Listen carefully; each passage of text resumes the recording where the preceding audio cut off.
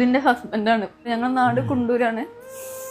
ഇപ്പോൾ ഞങ്ങൾ Kozhikode star hair ഹോസ്പിറ്റലിൽ ഉള്ളത്. 7 വർഷമായിട്ട് കിഡ്നി ഫെയിലായിട്ട് ഡയാലിസിസ് ചെയ്തുകൊണ്ടിരിക്കുകയാണ്.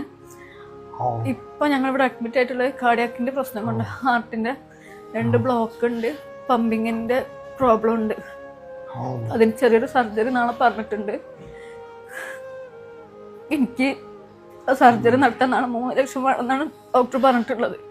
അപ്പോൾ നിങ്ങൾ എല്ലാവരും സഹായിക്കണം. ആളെ സിറ്റുവേഷൻ കുറച്ച് മോശമാണ്. ഇപ്പോൾ ICUക്ക് മാറ്റേണ്ട അവസ്ഥയിലാണ്. ഇതുവരെ ഞങ്ങൾ കോട്ടക്കൽ മിംസ് ഹോസ്പിറ്റലിലായിരുന്നു.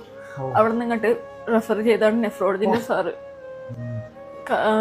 ശ്വാസം എടുക്കാനുള്ള ബുദ്ധിമുട്ടും ചെസ്റ്റ് പെയിനാണ് ആൾക്ക് മെയിനായിട്ടുള്ളത്.